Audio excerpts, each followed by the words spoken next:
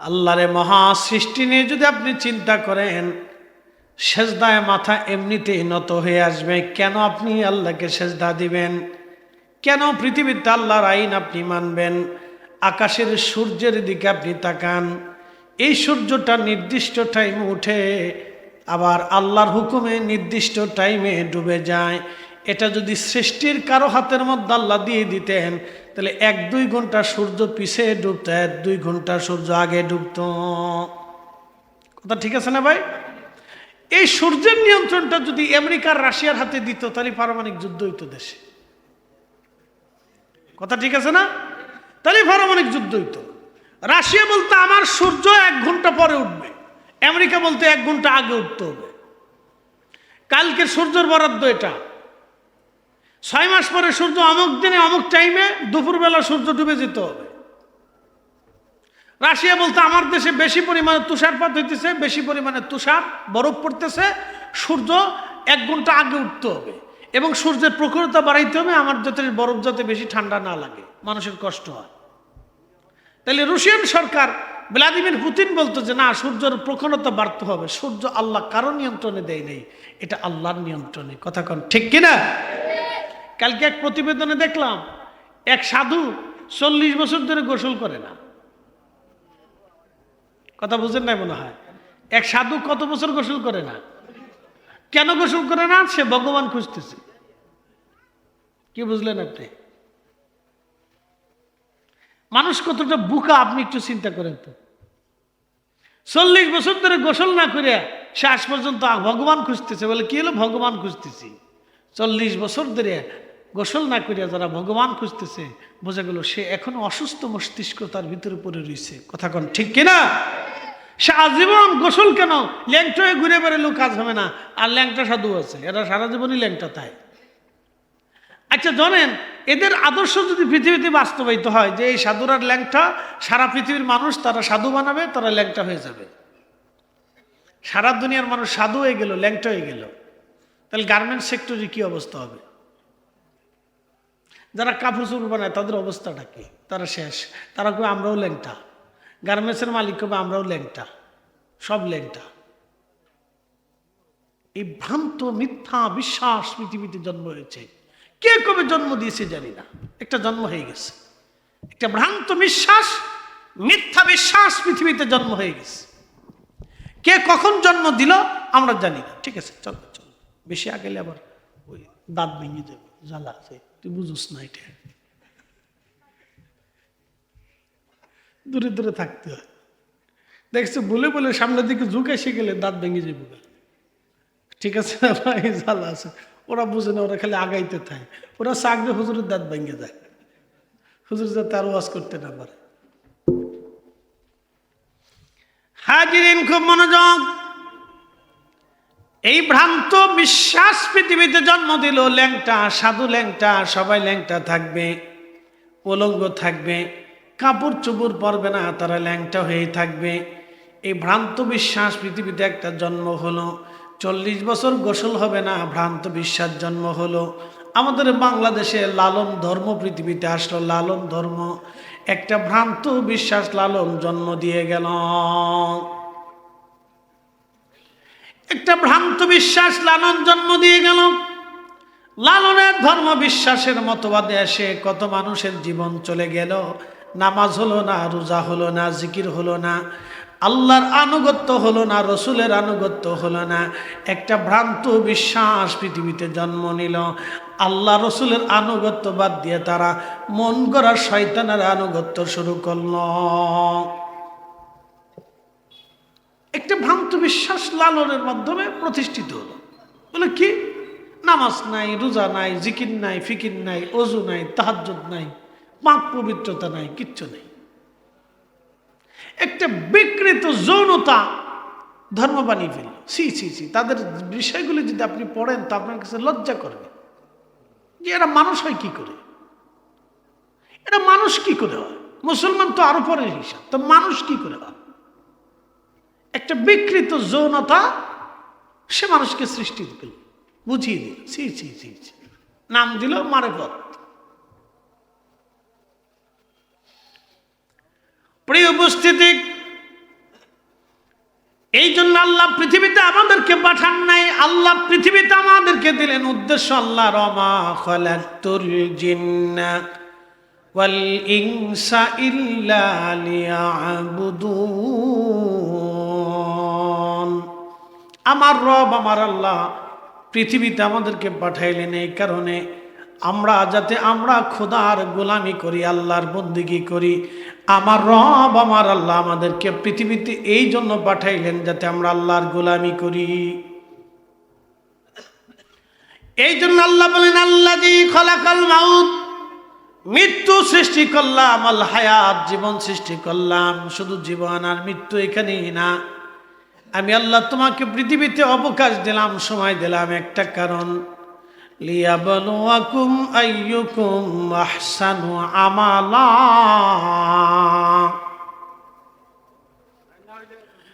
হে বান্দা, কে উত্তম আমল করো আমি আল্লাহ সেটা দেখব, কে ভালো আমল করো আমি আল্লাহ সেটা দেখব। সেটা দেখার জন্য তোমাকে দুনিয়াতে পাঠাইলাম। কে ভালো আমল করো আমি আল্লাহ সেটা দেখব, সেটা দেখানোর জন্য তোমাকে দুনিয়াতে পাঠাইলাম। মিথ্যা ধর্ম বিশ্বাসে তুমি চলবা না, লালনের আদর্শ দিয়ে তুমি আমি আল্লাহ চিনবা না, রামের আদর্শ দিয়ে আমি আল্লাহ বুঝতে চাবা না, হিন্দুর তরিকায় বহু খুদাই বিশ্বাসী হয়ে আমি আল্লাহকে খুঁজতে চাবা না, খ্রিস্টানদের বিশ্বাসে আমি আল্লাহ মানতে পারবা না, ইহুদিদের ধর্ম বিশ্বাসে আমি আল্লাহ পাবা না, শিখের ধর্ম বিশ্বাসে আমি আল্লাহ পাবা না, বৌদ্ধের ধর্ম বিশ্বাসে আমি আল্লাহ পাবা না, লালনের ধর্ম বিশ্বাসে আমি আল্লাহ পাবা না, ভণ্ড পীরের ধর্ম বিশ্বাসে আমি আল্লাহ পাবা না। আমি আল্লাহ পাবা আমার রসুলের বিশ্বাসে, আকীদায়ে, মতে, পথে। কথা বলেন ঠিক কিনা? কোনো সন্দেহ? রসুলের পথ। যারা বলেন কার পথ? রসুলের পথ। আর এই জমিনে হক্কানি আউলিয়া ইকরাম যারা ছিলেন তারা রসুলের পথ দেখাই দিয়ে গেছে। কথা ঠিক কিনা? আল্লাহ রসুলের পথ তারা দেখাই দিয়ে গেছেন, ভিন্ন পথ দেখেন নাই, ভিন্ন কোন পথ দেখেন নাই। আল্লাহ ডাক দিলেন আমার নবীর পথে তোমরা আমি আল্লাহ তালাশ করবা। আখিরাতের মুক্তি যদি খুঁজতে চাও আমার রসুলের পথে খুঁজবা। আমি রব তোমাকে দুনিয়াতে পাঠাইলাম, তুমি কিছুই ছিলে না, তোমাকে মানুষ বানাইলাম। তুমি অস্তিত্বহীন ছিলা, তোমাকে অস্তিত্ব দিলাম। আবার এই পৃথিবীর জগতে তুমি অস্তিত্ব হয়ে যাবা। সূর্যের নিচে তুমি অস্তিত্ব, চাঁদের নিচে তুমি অস্তিত্বহীন হবা, মাটির জমিনে তুমি অস্তিত্বহীন হবা। মিনহা খলাকনাকুম ওয়া ফিহা নুঈদুকুম ওয়া মিনহা নুখরিজুকুম তারাতান উখরা। এই মাটি থেকে তোমাকে সৃষ্টি করেছি, মাটির মধ্যে তোমাকে আবার মিশিয়ে দিব আমি আমার বান্দা। মাটির মধ্য থেকে তোমাকে সৃষ্টি করেছি, মাটির ভিতরে তোমাকে মিশিয়ে দেব, আবার এই মাটির ভিতর থেকে তোমাকে উঠাইয়া আমি আল্লাহ আমার দরজার সামনে তোমাকে দাঁড়া করায় দেব।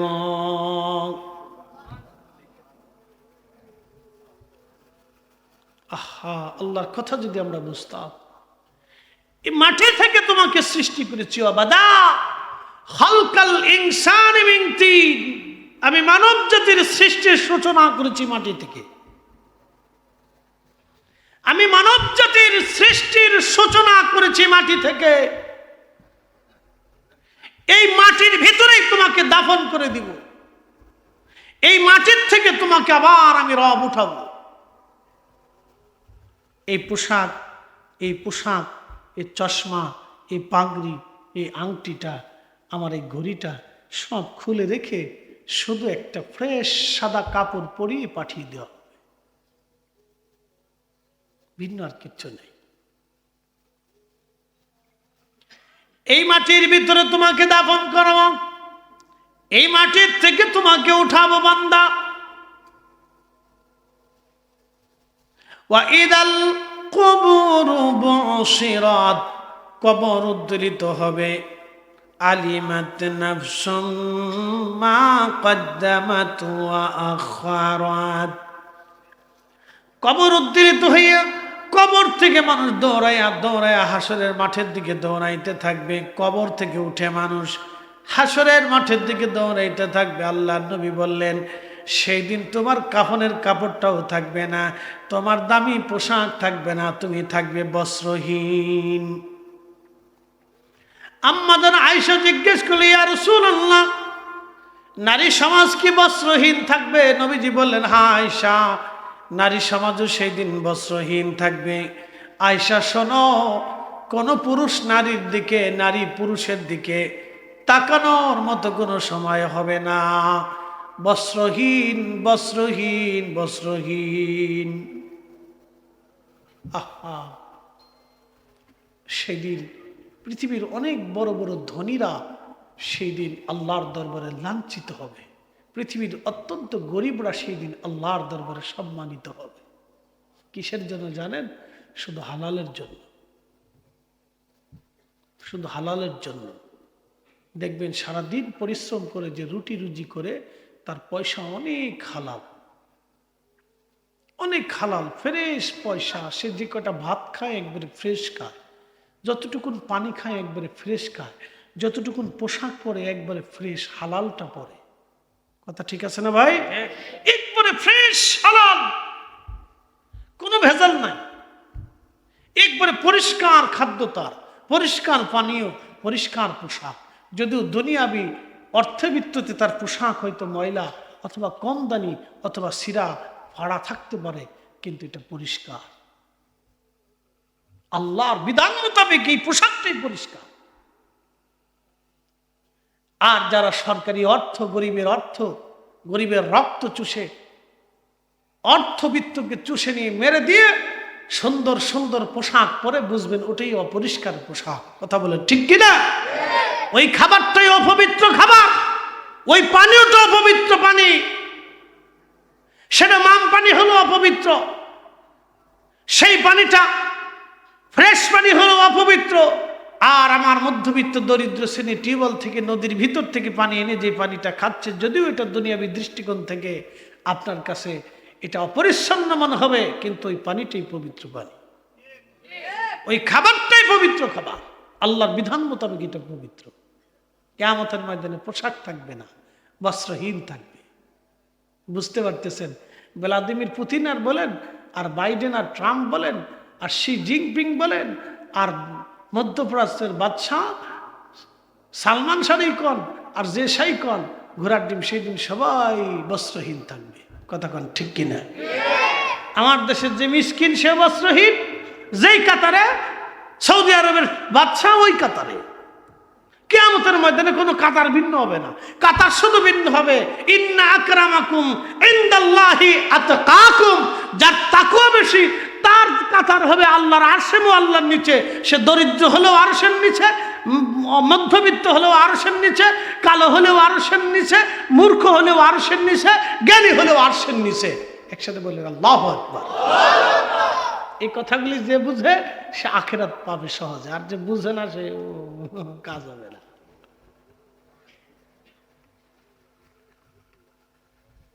মানুষ যদি বুঝত, আহা, পৃথিবীর সবচেয়ে বড় বড় ধনাঢ্য, প্রভাবশালী, শক্তিশালী, তারা কিয়ামতের ময়দানে বস্ত্রহীন হয়ে আল্লাহর সামনে নতজানু হয়ে সেজদায় পড়ে থরথর করে কাঁপতে থাকবে। আর কিছু পৃথিবীতে দরিদ্র শ্রেণীর মানুষ ছিল, কিয়ামতের ময়দানে তারা আল্লাহ সম্মানিত করে আরশে মুআল্লার নিচে নূরের মিম্বরে নূরের চেহারা করে বসায় রাখবে। একসাথে বলবেন আল্লাহু আকবার। তারা সম্মানিত হবে।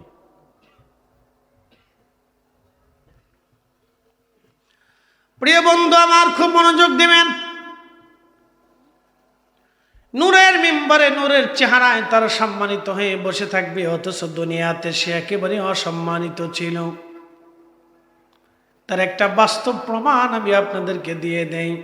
হযরতে ওয়াইসাল কারনী রাদিয়াল্লাহু আনহু, তিনি কিবারুত তাবিঈন ছিলেন, যদু তাবিঈ, কিন্তু ইমাম মুসলিম রাহিমাহুল্লাহ সহিহ মুসলিমের কিতাব ফাজিল ওয়া সাহাবিন নবীর ভিতরে তিনি বাবু ফাজিল ওয়াসাল কারনীর মধ্যে লেখেন, আল্লাহর নবী তার প্রশংসা করে বলেন, ওমর, যদি কোনোদিন তুমি তাকে পাও তাহলে তার কাছ থেকে তোমার মাগফিরাতের জন্য দোয়া চেয়ে নিও।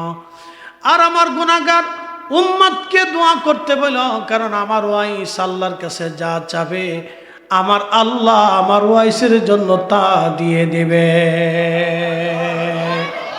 আরো জোরে একসাথে বলেন আল্লাহু আকবার। আমি তার অবস্থানটা এখন আপনার সামনে তুলে ধরি, অথচ আল্লাহ রাসূল তার প্রশংসা করেছে, ভূয়সী প্রশংসা করেছে। ওমরের মতো মহান সাহাবী, তাকে বলেছেন তুমি তার কাছ থেকে মাগফিরাতের দোয়া চেয়ে নিও।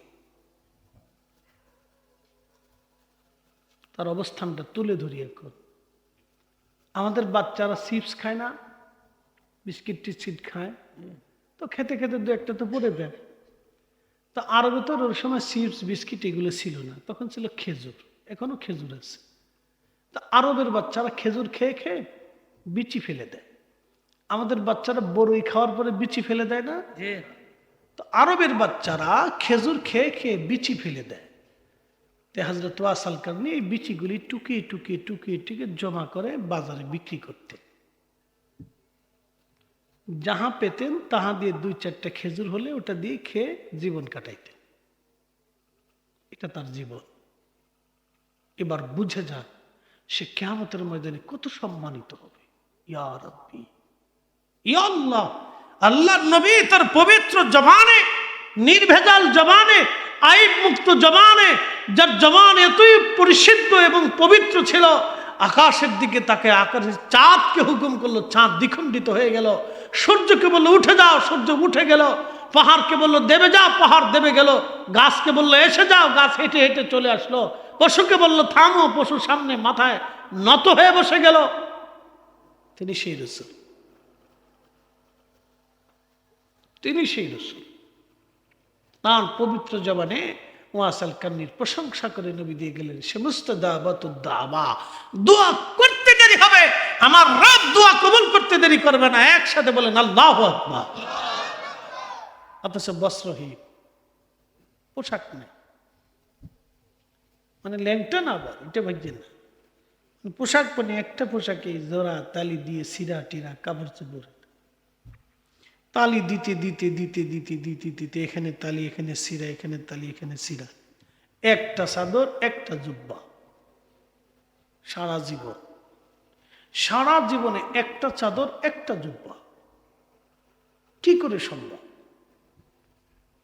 কল্পনা করতে পারবে? একটা ছোট্ট ঝুপড়ি ঘর ছিল। ঝুপড়ি ঘর তো বুঝতেই পারতেছেন, আমাদের দেশে ঝুপড়ি বানাইতে হলে মনে করেন যে বাঁশ বাগানের কঞ্চি আছে না, আপনাদের দেশে কি বলে?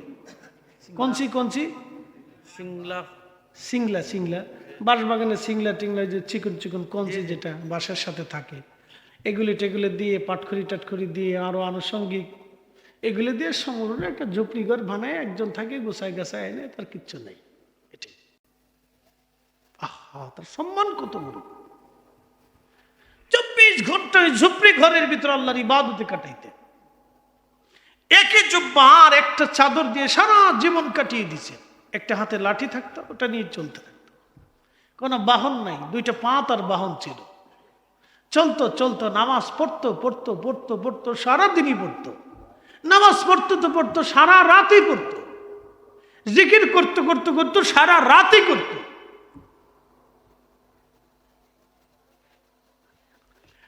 তেলের গাড়ি তেলে চলে,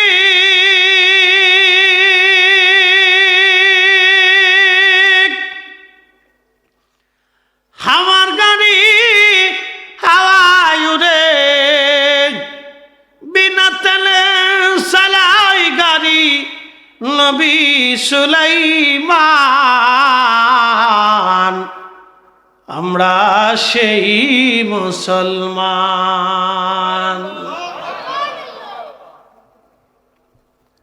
আমরা সেই মুসলিম। গজারাইবাসী মনোযোগ দিয়ে কথা শুনবেন, আমরা সেই মুসলমান। আমরা আমাদের অস্তিত্ব হারিয়েছি, আমাদের সম্মান আমরা হারিয়েছি, আমাদের শক্তি আমরা হারিয়েছি, আমাদের জনবলে অস্ত্রে শস্ত্রে কোনোদিন আমরা জিহাদে বিজয় করতে পারি নাই। আমাদের জিহাদে বিজয় হয়েছিল আল্লাহর কিছু মকবুল বান্দাদের কারণে। বাংলাতে ইসলাম কখনো আসতো না যদি শাহজালাল ইয়ামিনী মুজাদ্দিদি রাহিমাহুল্লাহ জায়নামাজ দিয়ে নদী পার হতে না পারতেন। কালেমার স্বাদ কখনোই নসিব হতো না যদি খাজা বাবা আজমিরি রহমাতুল্লাহ আলাইহি আজমিরে বসে ধুলা যদি পানিপথে নিক্ষেপ করতে না পারতেন। আমরা সেই মুসলমান। দ্বীন ইলাহি এই ভূখণ্ড থেকে কোনোদিনও ধ্বংস হতো না যদি হযরত মুজাদ্দিদ আল ফেসানি সেরহিন্দি ফারুকি সম্রাট জাহাঙ্গীরের সিংহের খাঁচার ভিতরে সিংহের সামনে নামাজ আদায় করতে না পারতেন। তাহলে আজ আর ইসলাম এদেশে এইভাবে নসিব হতো না। ইসলাম এসেছে আউলিয়া কেরামগণের হাত ধরে, তারা আল্লাহর বন্ধু, আল্লাহর ওলি, তারাই আমাদের আকাবির। আমরা তাদের পথিক, আমরা তাদের রূহানি সন্তান। কথা বলেন ঠিক কিনা?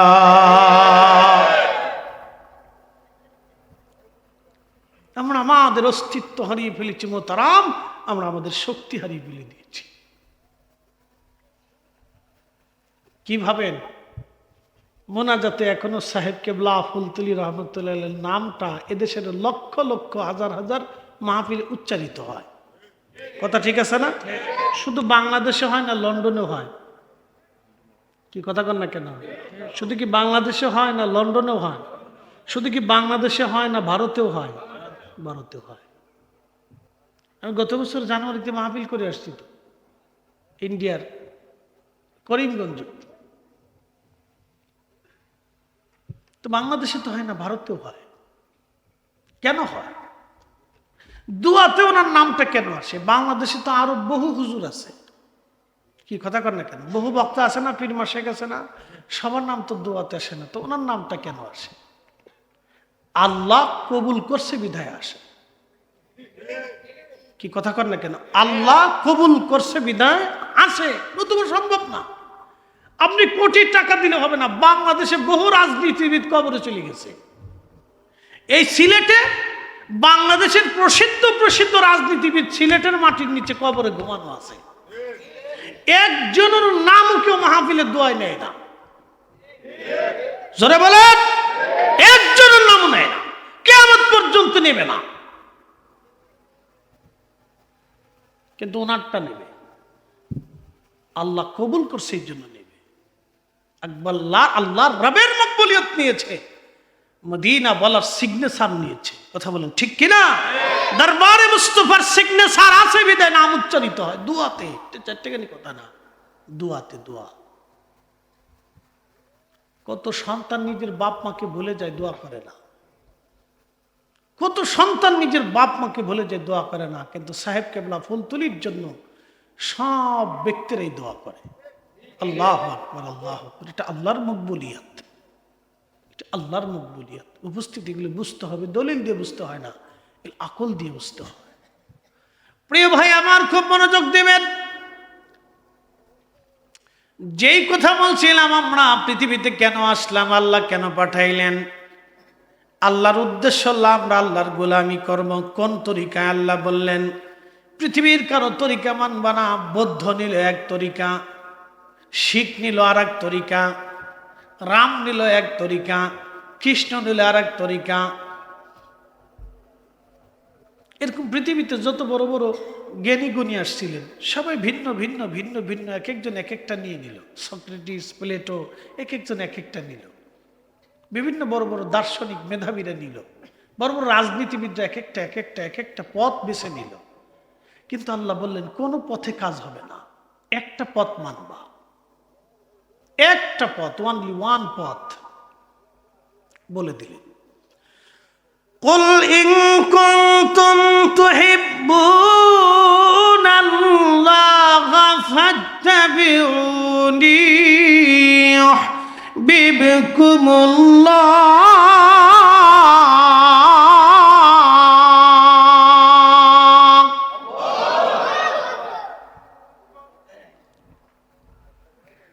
رب العالمين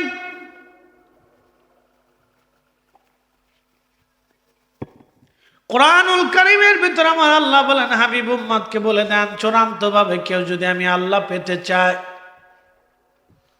চূড়ান্তভাবে কেউ যদি আমি আল্লাহ মানতে চাই, আমি আল্লাহকে ভালোবাসতে চাই, আমাকে খুশি করতে চাই, হুজুর অবশ্যই তো আমাকে খুশি করতেই হবে। খুশি না করে কবরে আসলে তার পিঠের চামড়া থাকবে না, খুশি করতেই হবে। আল্লাহ বলে দিলেন, ইয়া আইয়ুহাল্লাযীনা আমানুত্তাকুল্লাহা হাক্কা তুকাতিহি, হে ঈমানদার, আমি আল্লাহকে ভয় করো। শুধু ভয় করো না, ভয় করার মতো ভয় করো। ওয়ালা তামুতুন্না ইল্লা ওয়া আনতুম মুসলিমুন। আর মুসলমান না হয়ে মইরো না, মুসলমান না হয়ে মইরো না, মুসলমান হয়ে তারপরে কবরে আসো, মুসলমান না হয়ে আইসো না। মুসলমান কাকে বলে আমি একটা নিদর্শন আপনাদের সামনে তুলে ধরি, খুব মনোযোগ দিবেন। মুসলিম কাকে বলে? হযরত ওমরের স্ত্রী ডাক দিয়ে বলেন, স্বামী আমার, আপনি তো খলিফাতুল মুসলিমিন, বাচ্চাদেরকে ঈদের কাপড় কিনে দিতে হবে। স্বামী, মেহেরবানি করে আপনি ঈদের কাপড়গুলি কিনে নিয়ে আসেন। পৃথিবীর শ্রেষ্ঠ খলিফা,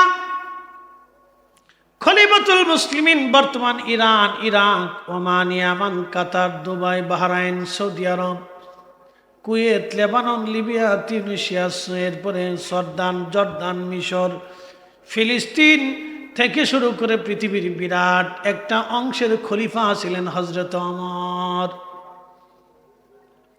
আপনি একটু চিন্তা করেন, হযরত ওমর পৃথিবীর বিরাট একটা খলিফা, এত বড় খলিফা হওয়ার পরেও হযরত ওমর, তার স্ত্রী বলতেছে, স্বামী গো আমার, আপনি আমার সন্তানদের জন্য ঈদের কাপড় কিনে নিয়ে আসেন। হযরত ওমর ডাক দেয়া বলতেছে, বিবি রে, আমি তোমার জন্য যে কাপড় কিনবো রে বিবি, কাপড় কেনার মতো পয়সা আমার হাতে নাই। একসাথে বলবেন আল্লাহু আকবার। স্ত্রী, তোমার সন্তানদের মতো কাপড় কেনার মতো পয়সা আমার হাতে নেই। বাইতুল মাল থেকে খলিফা হিসেবে যে বরাত বাবদ্দ আছে ভাতা, সামান্য ভাতা দিয়ে আমার কোনো রকম পেটে ভাতে চলে, কাপড় কেনার মতো এক্সট্রা কোনো পয়সা আমার কাছে নাই। আপনি একটু বুঝেন, তারা খলিফা ছিল, অতিরিক্ত কাপড় কেনার পয়সা আমার নাই, কাপড় কি করে কিনবো? স্ত্রী ডাক দিল, স্বামীরে, বাচ্চারা কান্নাকাটি করবে, কষ্ট পাবে, আপনি তাহলে বাইতুল মাল থেকে আগামী 1 মাসের বেতন বাবদ নিয়ে আসেন। আগামী 1 মাস বেতন নিয়ে এসে কাপড় চোপড় কিনেন, বাকি 1 মাস না হয় আমরা একটু কষ্টে মষ্টে কম টম খেয়ে চলবো, তারপরেও আপনি কাপড় কিনে দেন। হযরত খলিফা ওমর রাদিয়াল্লাহু আনহু বাইতুল মালে চিঠি পাঠাইলেন, বাইতুল মালে তিনি চিঠি পাঠাইলেন। বাইতুল মালের যিনি রক্ষক ছিলেন তিনি আবু উবাইদা ইবনু জাররাহ রাদিয়াল্লাহু আনহু, তিনি দুনিয়া থেকে জান্নাতের সার্টিফিকেট নিয়ে গেছেন। জান্নাতি আশারে মুবাশশারের একজন সাহাবী তিনি আবু উবাইদা ইবনু জাররাহ। আবু উবাইদা ইবনু জাররাহ সেদিন আবু উবাইদার কাছে চিঠি পাঠাইলেন, বাইতুল মাল অর্থাৎ অর্থমন্ত্রীর কাছে চিঠি দিলেন, অর্থমন্ত্রী, আমি খলিফাতুল মুসলিমিন, আগামী 1 মাসের জন্য 1 মাসের বেতন আমাকে অগ্রিম দিয়ে দেন। আমার বাচ্চা কাচ্চার ঈদের কাপড় কেনার মতো পয়সা নাই, আগামী 1 মাসের বেতন আপনি আমাকে আগাম দিয়ে দেন। আমি খলিফাতুল মুসলিমিন আপনার কাছে আগামী 1 মাসের বেতন দাবি করতেছি। চিঠি বাইতুল মালে চলে গেল। আবু উবাইদা ইবনু জাররাহ চিঠিখানা পড়ে কাঁদতেছেন, উনি কাঁদতেছেন, চোখের পানি ফেলে ফেলে বলতেছেন, আহা, এত বড় মিল্লাতের একজন খলিফা, তারা ঈদের কাপড় কেনার মতো পয়সা নাই। চিঠির মধ্যে আবু উবাইদা লিখলেন, খলিফাতুল মুসলিমিন, আপনি 2টা জিনিসের গ্যারান্টি আমাকে দেন। যদি দিতে পারেন তাহলে আগামী 1 মাসের বেতন আপনাকে আগাম দিয়ে দিন। দুইজনই জান্নাতি প্রাপ্ত সাহাবী। দেখেন, এই জন্য আল্লাহ রাসূল বলেছেন, আল্লাহ আল্লাহ ফিয়া সাহাবী, আল্লাহ আল্লাহ ফিয়া সাহাবী। তোমরা আমার সাহাবীদের ব্যাপারে আল্লাহকে ভয় করো। লা তাত্তাখিযুহুম গারাদাম মিন বাদি, আমার ইন্তেকালের পরে আমার সাহাবীদের ত্রুটি বিচ্যুতি বের করে তাদেরকে কষ্ট দেবে না, মন্দ বলবে না। আবু উবাইদ ইবনে জাররাহ চিঠির মধ্যে তিনি লেখে, খলিফা দুইটা জিনিসের গ্যারান্টি যদি দিতে পারেন, আগামী 1 মাসের বেতন আপনাকে আগাম দিয়ে দিব। 1 নাম্বার, আগামী 1 মাস পর্যন্ত পৃথিবীতে বেঁচে থাকবেন কেনা গ্যারান্টি দেন। 2 নাম্বার, খলিফা আগামী 1 মাস পর্যন্ত মুসলমানরা আপনাকে খেলাফতের আসনে রাখবে কিনা, মুসলমানরা আপনাকে খেলাফতের আসনে রাখবে কিনা, এবং আগামী 1 মাস পর্যন্ত আপনি পৃথিবীতে বেঁচে থাকবেন কিনা।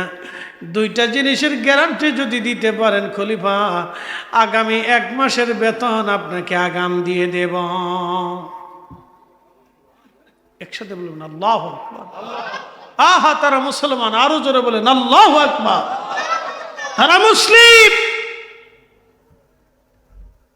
সাহাবী রাসূল নবী এই জন্য বলতেন, ফালাইকুম বিসুন্নতি, তোমরা আমার রাসূলের, আমি নবীর সুন্নাহ মেনে চলবে, আদর্শ মানবে। আপনি পৃথিবীর আর কারো আদর্শ নিতে পারবেন না, কোনো ফকির ফক্কার কারো আদর্শ আপনি নিতে পারবেন না, শুধু আল্লাহ রসুলের আদর্শ নিতে হবে।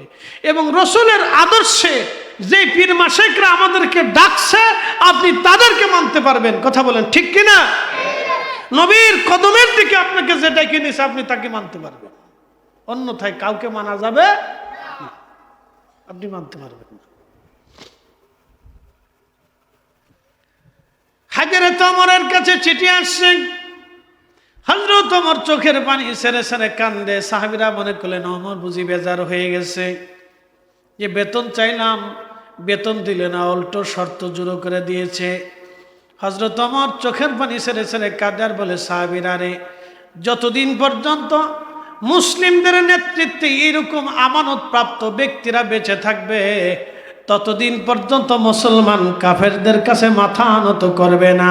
আর যখন মুসলিম আমির ওমরারা রাজা বাদশারা আমানতদারিতে উঠে যাবে, তখন মুসলমান কাফেরদের সামনে মাথা নত করবে। কথা কোন ঠিক কিনা? আমাদের রাষ্ট্রের একবার উপর থেকে নিচ পর্যন্ত সব চুরি করে। আসতে বলেন কেন, জোরে বলেন। আমি কি ভয়ে বলতেছি না নির্ভয়ে বলতেছি? নির্ভয়ে বলতেছি, যে ক্যামেরা ভিডিও হচ্ছে, এটা জাতি জানবে, আমি এটা বলছি। সত্য তো, যাহা সত্য তাই বলছি। কথা ঠিক আছে না ভাই? যাহা সত্য তাই বলছি। উপর থেকে নিচ পর্যন্ত সবাই ডান বাম করে, তো যখন তো সবাই ডান বাম করার চেষ্টা করে, তখন সব আগাগোড়া সবই ডান বাম করে। রাষ্ট্রের প্রধান যখন ডান বাম করে, তখন শুকরা ফাকরারও ডান বাম করে। কথা ঠিক আছে না? খলিফাতুল মুসলিমিন হযরত ওমর, তিনি এমন এক খলিফা ছিলেন, 1 পয়সাও ডান বাম করেন নাই। তার খেলাফতের যারা একবারে নিচ পর্যন্ত ছিল, তারাও 1 পয়সাও ডান বাম করে নাই। এটা হচ্ছে আমানতদারিতা। খলিফা হযরত ওমর কি অর্থমন্ত্রীকে ছাঁটাই করে দিছে? খুশি হয়ে আরো দোয়া করছে, আল্লাহ যতদিন পর্যন্ত অর্থমন্ত্রী থাকবে। আর আমাদের বাংলাদেশে হলে কি করত? খালি শেষ, ওরে জেল মেল খাটায় কত সিস্টেম টিস্টেম করে দেশ সারা করে দিত। কতক্ষণ না কেন পাইতে নেতার শরীরে যে কারেন্ট, বাপরে বাপ, ডন্ট মাইন্ড, মনে কিছু নিয়েন না। কিছু পোলা বানাইছে একটু নগদ নগদ, হঠাৎ হঠাৎ পাইতে নেতা হয়েছে। মোটর সাইকেল দিয়ে যেমনি রাস্তা দিয়ে ভাও চক্কর দিয়ে চলে, মনে হয় যে বিরাট শরীরে কারেন্ট এসেছে। অনেক কারেন্ট শরীর, যেমনি যেমনি তাকায় মনে হচ্ছে শরীরে কারেন্ট এসেছে। তাকাও কে? হ্যাঁ, এই জন্য আমাদের দেশের জবাবদিহিতা দরকার। প্রত্যেক সেক্টরে জবাবদিহিতা, প্রত্যেক সেক্টরে, ইউনিয়ন কাউন্সিল থেকে একবারে রাষ্ট্রপ্রধান, প্রধানমন্ত্রী পর্যন্ত প্রত্যেক মাসে মাসে জুমার মসজিদে এসে হাজার হাজার মানুষ সম্পর্কে তার কাজের জবাবদিহিতা দিয়ে যাবে। কথা কন না কেন?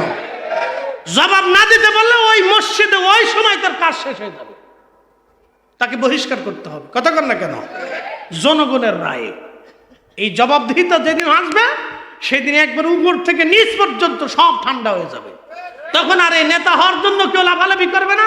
চেয়ারম্যান মেম্বার থেকে শুরু করে এমপি মন্ত্রী মিনিস্টার পর্যন্ত, রাষ্ট্রপ্রধান থেকে কেউ চিন্তা করবে না দূরের ভিতরে মাল পয়সা করি নে হইতে ঝামেলা করে লাভ নাই।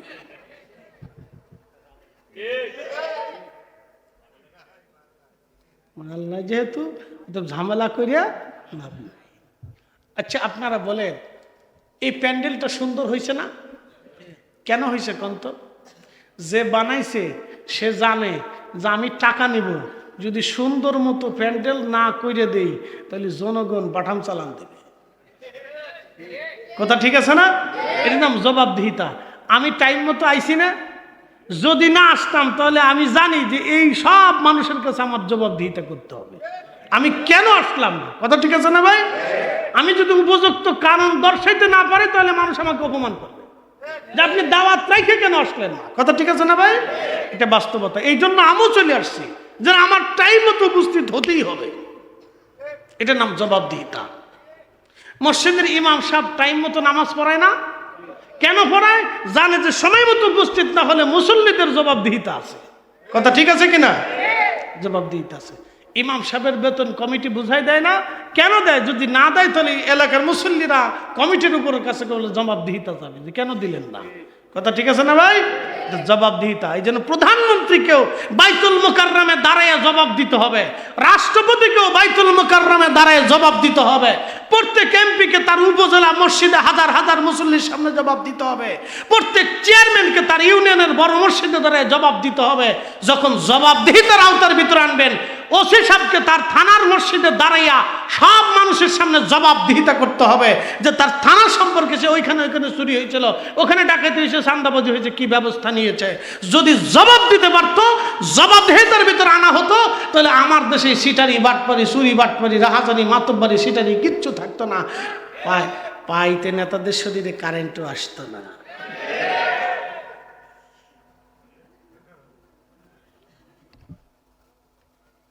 কথা কর না কেন? এটা খোলাফায়ে রাশিদীনের রাষ্ট্র পরিচালনা ব্যবস্থার একটা অংশ বলে দিলাম। আপনি চিন্তা করছেন অর্থমন্ত্রী, প্রধানমন্ত্রী, অর্থমন্ত্রী খলিফার কাছে জবাব চায়, আপনি দুইটা জিনিসের জবাব দেন, টাকা দিয়ে দিন। আল্লাহু আকবার। না জোরে বলেন আল্লাহু আকবার। দুইটা জিনিসের জবাব দেন। এক নম্বরে আপনি 1 মাস পর্যন্ত বেঁচে থাকবেন কিনা, 2 নম্বর খলিফাতের আসনে মুসলমানরা আপনাকে রাখবে কিনা। এরা মুসলমান। কষ্ট হচ্ছে না আপনাদের? আমার হযরত কারবালার সম্পর্কে আলোচনা শুনতে চাইছেন, এখন এখানেই চলে যাই, একটু বুঝাই আপনাকে। ইমাম হুসেন কেন শহীদ হলেন? নিজের স্বার্থের জন্য? হ্যাঁ, উনি খলিফা হইলে উনি এই রাষ্ট্রের সব টাকা পয়সা এই ডাইনবাম করে খেতে পারবেন এই চিন্তায়? না না না না। কারণ ওনারা মাহফুজ ছিলেন, আল্লাহ ওনাদেরকে পবিত্র রাখছিলেন, পবিত্র করে দিয়েছিলেন, আল্লাহ কর্তৃক তিনি পবিত্র ছিলেন। একসাথে বলবেন আল্লাহু আকবার। 5 জন ব্যক্তি আল্লাহ কর্তৃক পবিত্র। কয়জন? 5 জন। আল্লাহর নবী, ফাতেমা, আলী, হাসান, হুসাইন। ইন্নামা ইউরিদুল্লাহু লিউযহিবা আনকুমুর রিজসা আহলাল বাইতি ওয়া ইউতাহহিরাকুম তাতহীরা।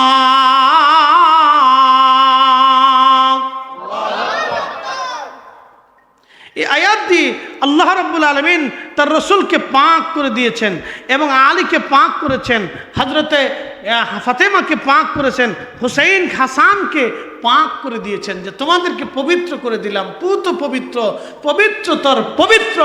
ইমাম হুসাইন দুনিয়ার অর্থের প্রয়োজন ছিল না, কিন্তু তিনি কেন ইয়াজিদের বর্ষতা স্বীকার করেন নাই? ইমাম হুসাইনের চিন্তা হচ্ছে আমি কি করে রসুলের আওলাদ হয়ে একজন নেশাখোর, পাপিষ্ট, ফাসিক, জেনাখোরের বায়াত মেনে নিব। তা হতে পারে না। আমি রসুলের আওলাদ হয়ে একজন কাজ্জাবের কাছে আমি বায়াত নিয়ে আমার রসুলের আদর্শকে কুরবানি জলাঞ্জলি দিতে পারি না। কথা বলেন ঠিক না বেঠিক? ভোট দেওয়ার সময় আমাদের দেশের মুসলমানের 500 টাকায় ভোট চেঞ্জ হয়ে যায়। ভোট দেওয়ার সময় আমরা চোরেরে ভোট দিই, সিটারে ভোট দিই, বাটপারে ভোট দিই, গ্রেটার লুসিয়ে ভোট দিই। আমরা এটা করবো কি? ভোট দেওয়ার সময় আমরা একজন ফ্রেশ মানুষ দেখব। ইমাম হুসেন বললেন, না আমি তো তার বায়াত নিতে পারি না, অসম্ভব। এমন একজন ফাসিক ফুজ্জারের বায়াত আমি কি করে নিব? আমি আওলাদের রসুল, আমার শরীরে রসুলের রক্ত প্রবাহিত হচ্ছে, আমি মিথ্যার সামনে কেন মাথা নত করব? কারবালাতে শির উঁচু করে মিথ্যার সামনে মাথা নত না করে সেই দিন শহীদ হয়েছিলেন হকের জন্য, ইনসাফের জন্য। কথা বলেন ঠিক কিনা? হক ইনসাফের জন্য মাথা উঁচু করে দাঁড়িয়েছে।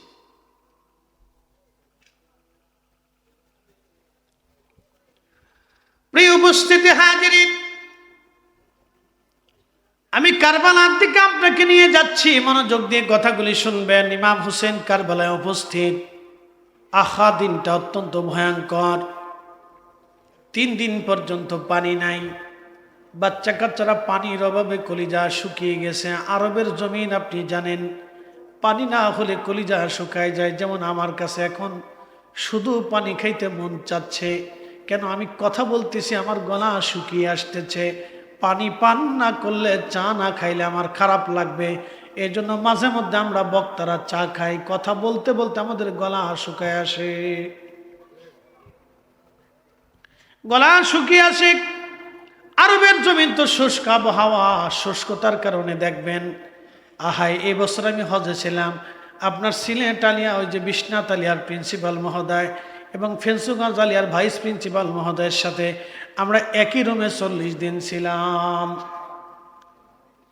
প্রচন্ড গরমে আমাদের চোখের সামনে আরাফাতে এক মিশরি হাজি মারা গেল প্রচন্ড হিট স্ট্রোকে। গলা শুকিয়ে আসে, নাক শুকায় যায়, গলার ভিতর থেকে জিহ্বার গোড়া দিয়ে কলিজা পর্যন্ত শুকায় আসে। একটার পর একটা পানি পান করতে হয়। সেই দিন দাঁড়ায় দাঁড়ায় চিন্তা করলাম, আহা, কারবালার ময়দানে ইমাম হুসাইনের কতই না কষ্ট হয়েছিল সেই দিন। শুধু উনি না, ওনার কোলের বাচ্চাটাকে বলা হলো, নিয়ে গেলেন ইমাম হুসেন। এ কারবালাবাসী, ইয়াজিদের সৈন্যরা, তোমাদের দৃষ্টিতে আমি তোমাদের কাছে দুশ্মন হতে পারি, কিন্তু আমার ছোট্ট বাচ্চাটা তো কোনো দুশ্মনী করে নাই। তোমরা আমার ছোট্ট বাচ্চাটাকে একটু পানি দাও। যদি বিশ্বাস তোমরা না করো, তোমরা যদি মনে করো আমি পানি পান করব, তাহলে তোমাদেরকে বলতেছি, আমার শিশু আসগরকে নিয়ে তোমরা ফরাত থেকে আমার বাচ্চাটাকে একটু পানি পান করায় দাও। আজকে 3 দিন তাকে পানি পান করাইতে পারি নাই। তার কান্নায় একটা মুহূর্তের জন্য কান্না বন্ধ হয় না। আমার ছোট্ট বাচ্চা মাসুম, দুধের বাচ্চা, কোনো অপরাধ করে নাই। তোমরা একটু পানি নিয়ে ওকে পান করায় দাও। সেই দিন দুশ্মনগুলি, জালিমগুলি জুলুমের এত নিম্ন সীমা পর্যন্ত তারা চলে গেল। সেই দিন সেই জালেমরা সেই দিন দূর থেকে একটা তীর নিক্ষেপ করে কোলের মধ্যে ধরে রাখা হযরতে ইমাম আলী আসগর রাদিয়াল্লাহু আনহুর বুক ভেদ করে বাবার কলিজার ভিতরে, কোলের মধ্যে ছোট্ট শিশু কলিজা ভেদ করে বাবার কোলে শহীদ হয়ে গেল। হযরত ইমাম হুসাইন ছোট্ট সন্তানটাকে কোলে করে নিয়ে তাঁবুর সামনে দাঁড়ায় বললেন, বিবি রে, আসো, আমি তোমার সন্তানটাকে পানি পান করিয়েছি, স্ত্রী আমার, আর কখনো সে তোমাকে কষ্ট দেবে না রে বিবি। আমার রসুল, আমার নানা এত সময় তাকে বেহেশতের ভিতরে হাউজে কাউসারের পানি পান করায় দিয়েছে। বিবি রে, আমি বাবা হয়ে তারে পানি পান করাইতে পারি নাই, কিন্তু আমার সন্তানটাকে আমার নানা এত সময় জান্নাতে হাউজে কাউসারের পানি পান করাই দিয়েছে।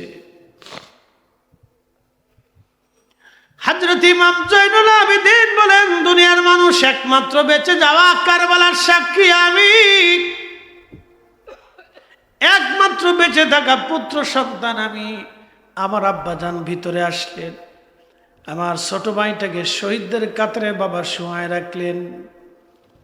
আমার আব্বাজান ভিতরে আসলেন, ভিতরে এসে আমার আব্বা জুলফিকার তলোয়ার হাতে নিলেন।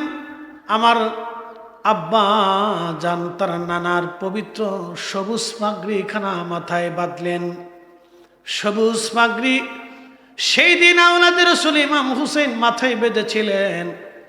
আর হযরত আমিরা হামজার একটা বর্ম ছিল, বর্ম লোহার একটা পোশাক ছিল, এই বর্মটা তিনি গায়ে দিলেন। জুলফিকার তলোয়ারটা হাতে নিলেন। বাবার দেওয়া জুলফিকার তলোয়ার হাতে নিয়ে হযরত ইমাম হোসেন স্ত্রী সন্তান পুত্রদের কাছ থেকে বিদায় নিলেন। হাজরাতে জয়নুল আবেদিনের কাছে আসলেন। জয়নুল আবেদিন বলতেছেন, আমি অসুস্থ ছিলাম, সেদিন বসতে পারতাম না, দাঁড়াইতে পারতাম না। আব্বাজান কাছে আসার পরে আব্বাজান আমাকে কোলে তুলে নিলেন, চুমা খাইলেন, আদর করলেন। আমি আব্বাকে বললাম, আব্বু অনুমতি যদি দাও, আমি আমার এই অসুস্থ শরীর নিয়ে কারবালায় শহীদ হতে চাই। কারণ আমার প্রত্যেকটা ভাইয়েরা এই কারবালায় শহীদ হয়ে আছে।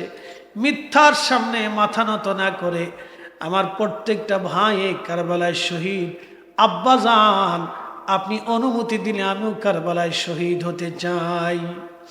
ইমাম হুসেন আদর করে সন্তানকে বলেন, বেটা নানার উম্মতের জন্য তোমাকে রেখে গেলাম, মায়ের সেবা করবা, নানার উম্মতের খেদমতে রেখে গেলাম, নানার উম্মতের নানার দিনের জন্য তোমাকে রেখে গেলাম। বিদায় নিলেন।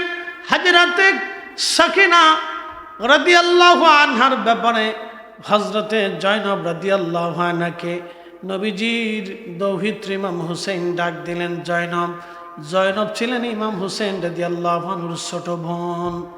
ছোট বোনটা ভাইয়ের কাছে এসে ভাইয়ের বুকের মধ্যে মাথা ঠেকায় কাঁদতেছিলেন, ভাইজান স্বামী শহীদ হয়ে গেল, আমার 5টা বেটা ছিল এই কারবালায় শহীদ হয়ে গেছে, আমার বড় ভাইটা শহীদ, আমার আব্বাজানকে বেঈমান করে শহীদ করেছে, ওরা আপনাকে দাওয়াত করে নিয়ে আজকে কারবালায় শহীদ করার জন্য ঘিরে ধরে রেখেছে।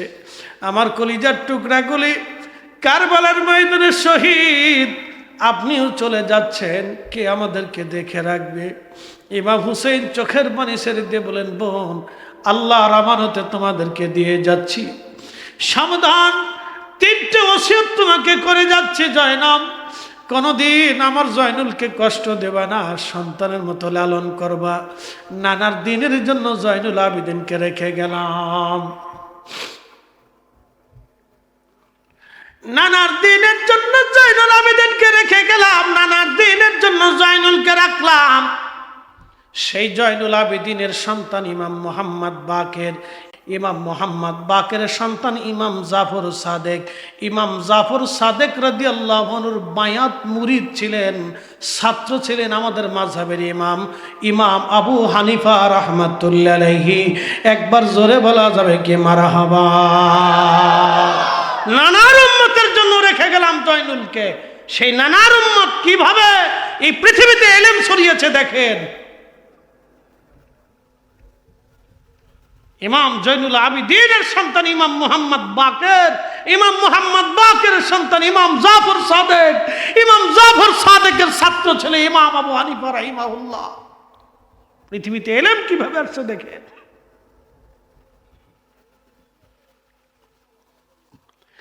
ইমাম জাফর সাদেকের ছাত্র ছিলেন ইমাম হযরত বাইজিদ বুস্তামি।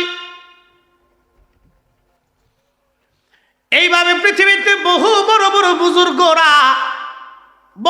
বুজুর্গরা এইভাবে পৃথিবীতে এসেছে। বড় বড় বুজুর্গ ওলিদের ধারাটা ইমাম জয়নুল আবেদিন থেকে এসেছে, আউলিয়া কেরামের ধারা, সচ্চা আউলিয়া কেরামের ধারা ইমাম জয়নুল আবেদিন হয়ে এসেছে। ইমাম হুসেন বললেন, বোন রে, আমি জয়নুলকে রেখে যাচ্ছি আমার নানার দিনের জন্য। এ জয়নুল, তুমি আমার জয়নুলকে কষ্ট দিও না, সন্তানের মতো লালন করো। আমার শাহাদাতের পরে ওরা আমার সাথে জুলুম করবে, আমার শরীরকে ছিন্ন বিচ্ছিন্ন করবে, কেটে টুকরা টুকরা করবে। আমি জানি আমার শাহাদাতের পরে ওরা আমার উপরে জুলুম করবে।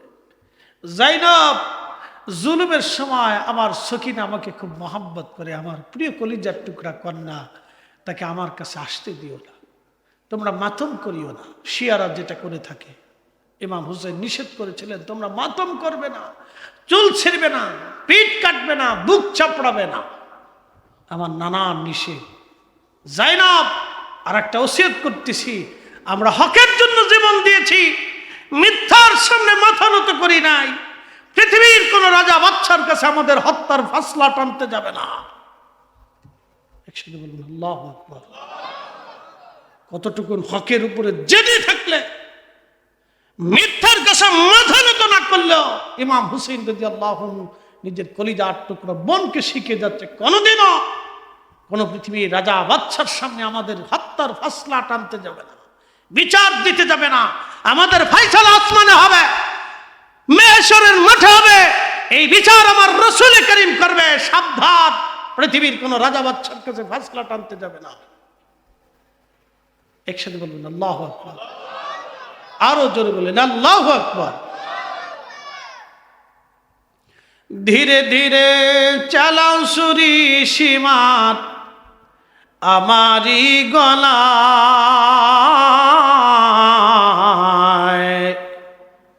জয়নাল আবেদিনের কান্দন শুনতে দাও আমায়, জয়নাল আবেদিনের কান্দন শুনতে দাও আমায়। আমার নানা নবী ছিল উম্মতের শাফায়াতকারী হল, তরাইবেন আমার নানা হাসর বেলায়, জয়নাল আবেদিনের কান্দন শুনতে দাও আমায়। ধীরে ধীরে চালাও ছুরি সীমার আমারি গলায়, জয়নাল আবেদিনের কান্দন শুনতে দাও আমায়।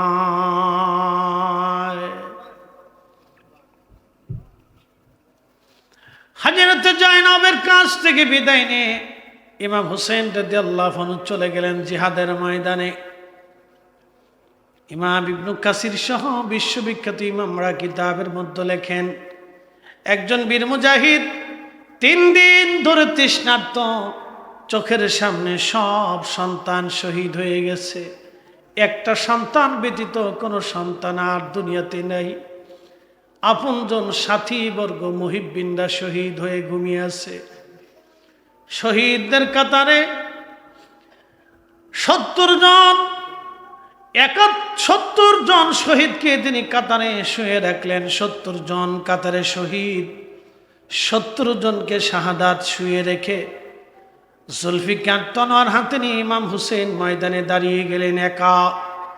22,000 সৈন্য হযরত ইমাম হুসাইনের সামনে উনি একা একা লড়াই শুরু করলেন 22,000 মানুষের সাথে। একসাথে বলা যাবে কি আল্লাহু আকবার? না না, আরো জোরে বলেন। এজন্যই নবীর নানার উম্মত, এজন্যই তার নানার উম্মত, এজন্য হুসাইনের নানার উম্মত, এজন্যই হুসাইনের নানার উম্মত কিয়ামত পর্যন্ত মিথ্যার সামনে কখনো মাথা নত করে নাই, আর কখনো করবে না। কথা বলেন ঠিক না বেঠে? যদি ওই দিন উনি মাথা নত করতেন, কিয়ামত পর্যন্ত ইমাম হুসাইনের নানার উম্মত মিথ্যার সামনে মাথা নত করত। আপনি কল্পনা করতে পারবেন একা 22,000 মানুষের সামনে দাঁড়িয়ে জিহাদের জন্য দাঁড়িয়েছে একা।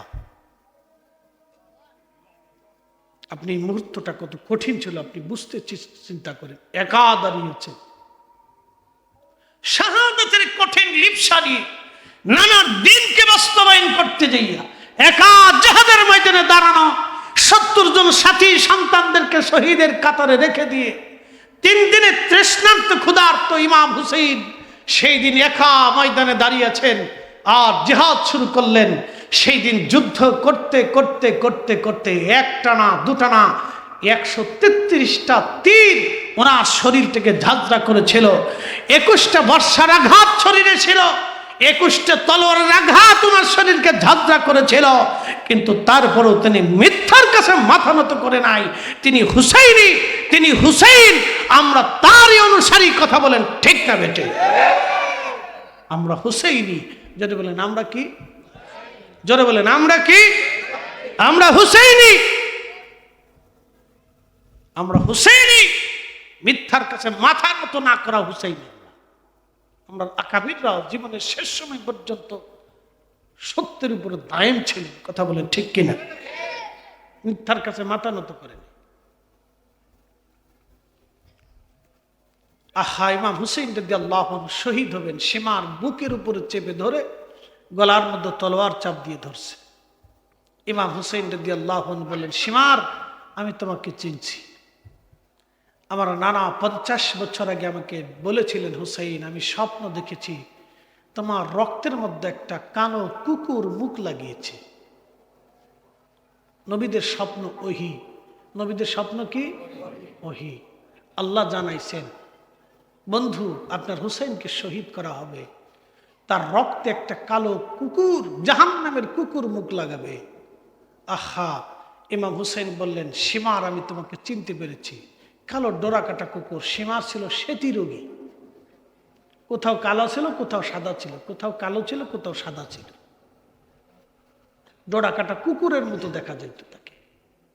ইমাম হুসাইন বললেন, আমি তোমাকে চিনছি, তুমি আমাকে হত্যা করবে, শহীদ করবে, তবে একটু সময় দিবে, আমি 2 রাকাত নামাজ পড়ে নেব। একসাথে বললেন আল্লাহু আকবার। ইমাম হুসেইন জীবনের শেষ সময় নামাজ ছাড়ে নাই। আর শয়তান কোথাকার গাঁজা খায় আর কয় নামাজ লাগে না, জুতা দিয়ে বাইরে গিয়ে ওদের পিরালি শেষ করতে হবে। কথা বলেন ঠিক কিনা? ওদের খানকা, ওই কি বলে, ওদের আস্তানা, খানকা তো না, খানকা আউলিয়া ইকরামের সঠিক দর্শের জায়গাকে খানকা বলা হয়, ওদের খানকা না, ওদের হলো আস্তানা। কয় আস্তানা। ওদের আস্তানাগুলি আগুন দিয়ে পোড়ানোর দরকার। কি কথা কর না কেন? ঠিক কিনা? এই ভান্ডাদের আস্তানা আগুন দিয়ে পোড়ানোর দরকার। তারা এই সমস্ত জাহেল যুক্কার ইমাম হুসেইন শাহাদাতের সময় নামাজ প্রতিষ্ঠিত করে গেছে। কথা বলেন ঠিক না বেঠে? সেই সময় সীমারকে বলতেছে, সীমার, একটু সুযোগ দাও, আমি জীবনের শেষ সময় আল্লাহকে সেজদা দিয়ে যেতে চাই। তাদের ইমান দেখতে পারছেন? ইমানের বিষয়টা আপনি লক্ষ্য করেন, তাদের কত কঠিন ইমানের অধিকারী ছিল। কারণ রসুলের রক্ত শরীর প্রবাহিত হচ্ছে। আল্লাহর নবী বলতেন, ফাতেমা, তোমার জন্য একটা সুসংবাদ আছে। বলে, আব্বাজান কি সংবাদ?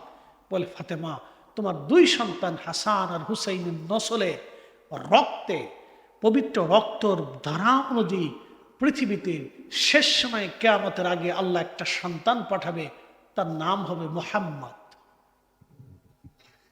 বাবার নাম হবে আব্দুল্লাহ, কিন্তু সে পরিচিত হবে মাহাদি হিসেবে। তাকে লোকেরা ইমাম মাহাদি বলে চিনবে। ইমাম মাহাদির নাম কি? মুহাম্মদ। যারা বলেন ইমাম মাহাদির নাম কি হবে? মুহাম্মদ, কিন্তু পরিচয় হবে ইমাম মাহাদি।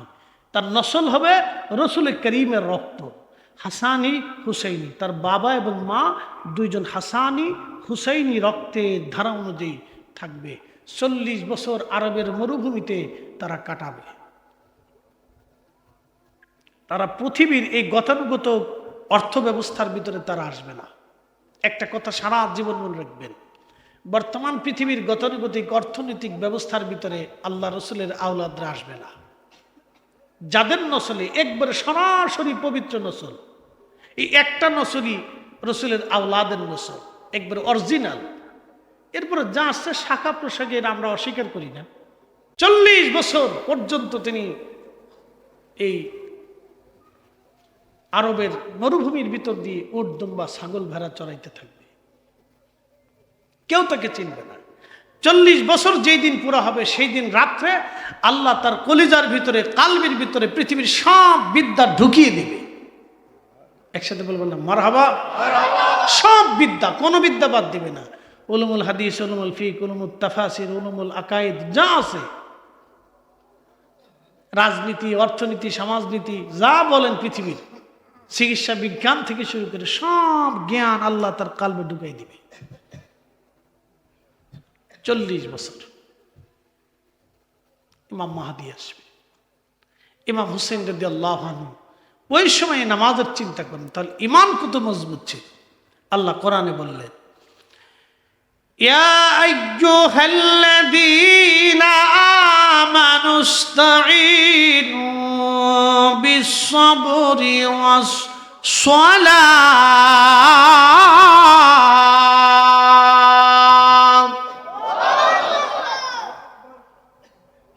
রব্বুল আলামিন বললেন, হে ঈমানদার, তোমরা আমি আল্লাহর সাহায্য নাও, সাহায্য নাও, আমি আল্লাহর সাহায্য নাও। 2 পদ্ধতিতে নেবা। এক পদ্ধতি হলো সালাতের মাধ্যমে, আর এক পদ্ধতি হলো সবরের মাধ্যমে। এক পদ্ধতি নামাজের মাধ্যমে, আর এক পদ্ধতি ধৈর্যের মাধ্যমে। তোমরা আমি আল্লাহর সাহায্য নাও, আমি আল্লাহর সাহায্য নাও। আহলে বাইতে রাসূল ইমাম হুসেন শাহাদাতের পূর্ব সময়েও তিনি নামাজ ছেড়ে দেন নাই। কঠিন সময়ে তিনি সালাত আদায় করেছেন। তাহলে আমরাও জীবনের শেষ সময়ে নামাজ ছেড়ে দেব না, নামাজ আদায় করব। আল্লাহ তৌফিক দিক। সকলে জোরে বলেন আমিন। আল্লাহুম্মা সাল্লি আলা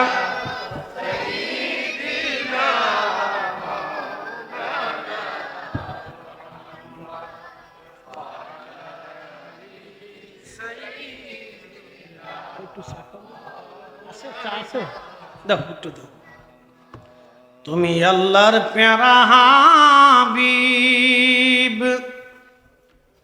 তোমার তুলনা নাই কেউ আর, তোমার মতো আকাশ ভ্রমণ করেনি কোন পয়গম্বর। আল্লাহুম্মা সাল্লি আলা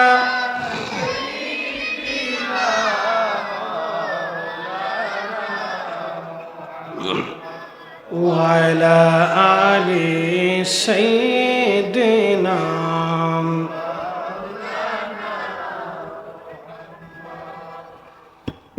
বন্ধুগণ আমার, আপনাদেরকে অনেক দূর পর্যন্ত আলোচনা নিয়ে চলে গেলাম। প্রথমে ফিরে চলে আসি আল্লাহর মহা সৃষ্টি নিয়ে তাফাক্কুর করা, চিন্তা করা। আল্লাহ আমাদেরকে দায়িত্ব দিয়ে দিলেন, তোমরা তাম সৃষ্টি নিয়ে চিন্তা করো, ফিকির করো। তাম সৃষ্টিটাকে আমার রব, আমার আল্লাহ পুঙ্খানুপুঙ্খরূপে সৃষ্টি করেছেন। কোথাও কোনো খুঁত রাখেন নাই, ভেজাল রাখেন নাই, ত্রুটি রাখেন নাই। 4 লক্ষ প্রজাতির জীব জীবন যিনি পরিচালিত করেন সুনিয়ন্ত্রিতভাবে, তিনি আমার রব, আমার আল্লাহ, আমার আল্লাহ। 4 লক্ষ প্রজাতির জীব জীবন পৃথিবীতেই চলে সুনিয়ন্ত্রিতভাবে। সাগর, মহাসাগরে জোয়ার আসে, সাগরে দেখবেন জোয়ার আসে, কোটি কোটি মন টন পানি উপরের দিকে চলে আসে, আবার নিচের দিকে চলে যায়। এই জোয়ার কার হুকুমে আসে? একসাথে বলেন তো। শত শত বছর ধরে সাগরে জোয়ার চলতেছে। জোয়ার আসে, ভাটি যায়, জোয়ার আসে, ভাটি যায়, জোয়ার আসে, ভাটি যায়। আল্লাহর হুকুমে না? তো সাগরটাও আল্লাহর হুকুমে চল। পৃথিবীর কোনো দেব দেবী, পৃথিবীর কোনো তন্ত্রমন্ত্র সাগরে জোয়ার আনতেও পারে না, নিতেও পারে না। এগুলো ডাহা মিথ্যা মতবাদ, ভ্রান্ত মতবাদ। আমার রব, আমার আল্লাহ তাম সৃষ্টিটাকে সুনিয়ন্ত্রিতভাবে নিয়ন্ত্রণ করে। সূর্য প্রত্যেক দিন উদিত হয়, আবার ডুবে যায়, আল্লাহর আইনে। সূর্য চলে আল্লাহর আইনে, চাঁদ চলে আল্লাহর আইনে, পৃথিবী চলে আল্লাহর আইনে, তামাম সৃষ্টি আল্লাহর আইনে পরিচালিত হয়, তাহলে আমরা চলবো কার আইনে? না না, একসাথে বলেন, কার? আল্লাহ। আমাদের আইন থাকবে আল্লাহর, কিন্তু আদর্শ থাকবে আমাদের নবীর। কথা কোন ঠিক কিনা? আইন কার? আল্লাহর। আদর্শ কার? রসুলের। রসুলের আদর্শ আমাদের জীবনে বাস্তবায়ন করা। এই জন্য আপনাদেরকে বলছিলাম যে ওই যে আর এক প্রতিবেদনে দেখলাম আর এক সাধু, এই কুম্ভ মেলা হয়, ভারতের নাম বলে কুম্ভ মেলা নাকি বলে, কুম্ভ মেলা। এই মেলাতে বিভিন্ন ধরনের সাধুরা আসে, এক একজন সাধু এক একটা সাধনা করে। কেউ সারা জীবন ল্যাংটা, কেউ গোসল করে না, কেউ হাত উপরের দিক উড়াই রাখছে, নিচের দিক নামায় না। 40 বছর ধরে যে হাত উড়াইছে আর বেড়া নিচের দিক নামায় না, খামাখা নিজের জীবনটারে 40 বছর ধরে শাস্তি দিতেছে। কথা ঠিক আছে না ভাই? আবার আমাদের বাংলাদেশে দেখবেন ওই আল্লাহ মাফ করুক শাহ আলী বগদাদি রহমতুল্লাহ, অনেক বড় অলি আল্লাহ ছিলেন, তার মাজারে থাকে। শাহ পরান রহমতুল্লাহ, অনেক বড় অলি আল্লাহ, তাদের মাজারে এরকম কিছু পাগল পাগল ঘুরে বেড়ায়, শরীর ভরা শিকল, একবার গলার এখান থেকে শিকল দিয়ে একবারে নিচ পর্যন্ত শিকল দিয়ে ঝুলাইছে। জীবনটারে কত শাস্তি দেয় দেখেন, চিন্তা করেন। শিকল ঝুলে নাম দিয়েছে শিকল বাবা, এটা শিকল খুলে না। এগুলির বাইরে সিটকিনি কষা দিয়ে একবার আইনে পাবনা পাগলাগার দিনে ভর্তি করানো দরকার। কথা ঠিক আছে না ভাই? নাম দিয়েছে শিকল বাবা। এগুলো ধরে ধরে নিয়ে পাবনা পাগলাগারতে দিয়ে আসলে পাগলের সাথে কয়দিন থাকলে ওর বাবা চাবা সব শেষ হয়ে যাবে। এগুলো সব আজারে বাজারে আমাদের দেশে এগুলো চলতেছে। তো এই জন্য প্রিয় ভাই আমার, সব আদর্শকে জলাঞ্জলি দিয়ে দূরীভূত করে দেয়। আমরা আমাদের রসুল করিমের আদর্শকে নিজেদের জীবনে বাস্তবায়ন করাই হচ্ছে আমাদের মূল লক্ষ্য এবং উদ্দেশ্য। কথা ঠিক কিনা? সেজন্যই আপনাদের সাহেব কেবলা ফুলতুলি রহিমাহুল্লাহ এই জমিনে রন্দে রন্দে ঘুরে বেরিয়ে বেরিয়ে মানুষকে দিশা দিয়েছেন, সঠিক পথ দেখিয়েছেন, নসিহত করেছেন, আপনাদেরকে শিক্ষা দিয়েছেন। এই শিক্ষা অব্যাহত থাকবে। আপনারাও চেষ্টা করবেন এই পতাকাকে এই জমিনে উত্তোলিত করে রাখার জন্য, যেটা হক প্রতিষ্ঠিত থাকে। কথা বলেন ঠিক কিনা? সেই জন্য আপনাদের আপ্রাণ প্রচেষ্টা করে হককে জমিনে, তার পতাকাকে, এই আল্লাহ রসুলের দেওয়া এই পতাকাকে আপনারা জমিনে উড্ডীন করে রাখার জন্য চেষ্টা করতে হবে। মূলত এই চেষ্টা যদি ব্যর্থ হয় তাহলে এই বাতিল মতবাদ পৃথিবীতে এই অঞ্চলে মাথা চারা দিয়ে উঠবে। কথা ঠিক কিনা? আহলে সুন্নাত ওয়াল জামাত একবার পরিষ্কার একটা মতাদর্শ, সুপ্রসিদ্ধ সাহাবায়ে কেরামের পথ, আউলিয়া কেরামগণের পথ, আল্লাহর পথ, রসুলের দেওয়া পথ, এই নবীর দেওয়া পথ ও মত হচ্ছে আহলে সুন্নাত ওয়াল জামাত। এই পথ থেকে যেন আমরা বিচ্যুত না হই, দূরে সরে না যাই ভাই আমার, তাহলে আমরা ধ্বংস হয়ে যাব। কিয়ামতের ময়দানে আল্লাহ ডাক দিবেন, ইয়াউমা তাবিয়াদ্দু উজুহুন, একদল মানুষের চেহারা থাকবে উজ্জ্বল, তারা নূরের চেহারায় নূরের মিম্বরে বসে থাকবে, উজ্জ্বল চেহারায় দীপ্তিমান হয়ে বসে থাকবে। ইবনে আব্বাস রাদিয়াল্লাহু আনহু বলছেন, ওহুম আহলুস সুন্নাতি ওয়াল জামাত, তারা হচ্ছে আহলে সুন্নাত ওয়াল জামাত। ওয়া তাসওয়াদ্দু উজুহুহুম ওয়া তাসওয়াদ্দু উজুহ, আরেক দল চেহারা থাকবে মলিন, তারা মলিন হয়ে বসে থাকবে, খুব চিন্তিত পেরেশানির মধ্যে থাকবে। তারা হবে ওহুম আহলুল বিদআতি ওয়াল গুমরাহ, তারা বেদাতি দল। বলে বেদাতি কার? আমরা মিলাদ পড়ি এর লেগে আমরা বেদাতি, আমরা দোয়া করি আমরা বেদাতি, আমরা মাযহাব মানি এর লেগে বেদাতি, আমরা আউলিয়া কেরামের বায়াত আনুগত্যকে স্বীকার করি এই জন্য আমরা কইছে বেদাতি, আমরা দোয়া করি মোনাজাত করি রসুলের দুরূদ সালাম পড়ি এর লেগে আমরা কয় বেদাতি। মূলত এটাকে বেদাতি বলে না। বেদাতি হলো আকীদাগত বেদাতি, যারা বদ মাযহাব বদ আকীদা তৈরি করছে। যেমন যারা বলে রসুলের আব্বা আম্মা দুইজন কাফের এবং জাহান্নামী ছিল, এটা বদ আকীদা। যারা বলে আল্লাহর আকার আছে, দেহ আছে, হাত আছে, পা আছে, চোখ আছে, কান আছে, এটা বদ আকীদা। কথা বলেন ঠিক কিনা? যারা সাহাবায়ে কেরামের সমালোচনা করে এগুলো হলো বদ আকীদা। কথা ঠিক কিনা? এই সমস্ত বদ আকীদা থেকে আমাদের দূরে থাকতে হবে। আল্লাহ তৌফিক দিক। সকলে বলেন আমিন। কিয়ামতের ময়দানে আল্লাহ জিজ্ঞেস করবেন, ফাআম্মাল্লাযীনা সুমাদ্দাত উজুহুহুম, আরে তোমাদের চেহারা মলিন কেন? আজকে মলিন হয়ে বসে আছো কেন? আকাফারতুম বা'দা ঈমানিকুম, তোমরা ঈমান আনার পরে বেঈমান হয়ে গেছিলে না? ঈমান আনার পরে নাফরমানি করছো, ঈমান আনার পরে বদ মাযহাব বদ আকীদা প্রতিষ্ঠিত করছো। যাও ফাজুকুল আযাবা বিমা কুনতুম তাকফুরুন। আজকে জাহান্নামে চলে যাও, জাহান্নামে চলে যাও, আমি আল্লাহর দরজায় তোমাদের কোনো জায়গা হবে না। এই জন্য আহলে সুন্নাত ওয়াল জামাতের কোনো বিকল্প নেই। কথা বলেন ঠিক না বেঠে? এই মাযহাব মানহাজের কোনো বিকল্প নেই। আচ্ছা ঠিক আছে, ইনশাআল্লাহ আল্লাহ আমাদেরকে কবুল করুক, সকলে বলেন আমিন। একটু দরুদ শরীফ পড়ি। আল্লাহুম্মা সাল্লি আলা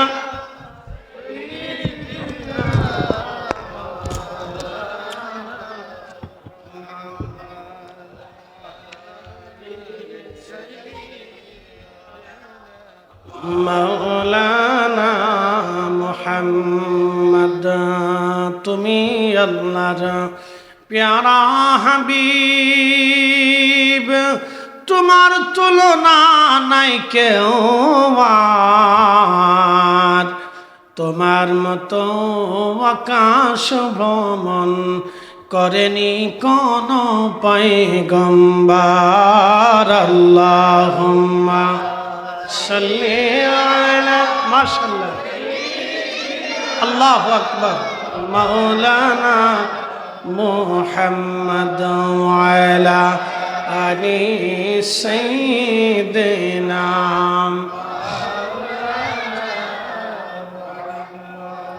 প্রিয় বন্ধু, আল্লাহ কিয়ামতের ময়দানে জিজ্ঞাসা করবে, বান্দা তোদের চেহারা বলেন কেন আজকে জাহান্নামে চলে যা?